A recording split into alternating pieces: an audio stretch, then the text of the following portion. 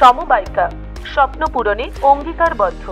সহজ উপায়ে আপনার ঘরের স্বপ্ন পূরণ করুন সমবায়িকার হাত ধরে কিস্তিতে এবং অগ্রিম বুকিং এর মাধ্যমে।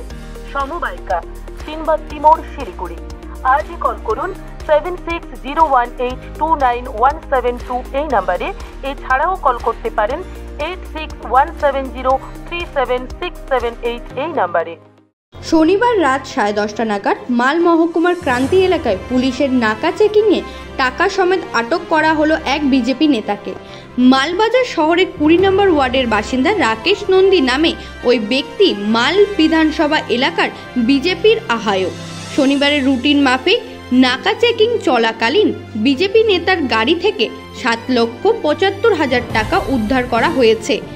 পুলিশের দাবি, নির্বাচনের প্রাক্কালে সম্পূর্ণ অবৈধভাবে টাকা নিয়ে যাওয়া হচ্ছিল। সেই টাকা কোনো বৈধ কাগজপত্র দেখাতে পারেনি সেই বিজেপি নেতা। পুলিশের জেরায় সেই বিজেপি নেতা স্বীকার করে জেলার বিজেপি মহিলা মোর্চা নেত্রী দীপা বণিকের বাড়ি থেকে সেই টাকা নিয়ে আসছিল মাল বিধানসভা এলাকায় খরচ করার জন্য।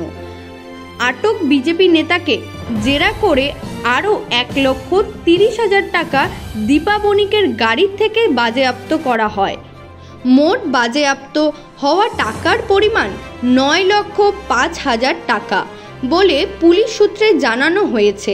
তৃণমূলের অভিযোগ, ভোট কেনার জন্য কালো টাকা এইভাবেই বিজেপির বিভিন্ন এলাকায় ছড়িয়ে দিচ্ছে। বিজেপির পাল্টা দাবি, সাম্প্রদায়িক এলাকায় রাজনৈতিক কর্মসূচি হচ্ছে, সেই সবার খরচ মেটানোর জন্য সেই টাকা নিয়ে যাওয়া হতে পারে। সমস্ত বিষয়ে খোঁজ না নিয়ে কিছু বলা যাবে না। Bureau report, royal Bangla TV.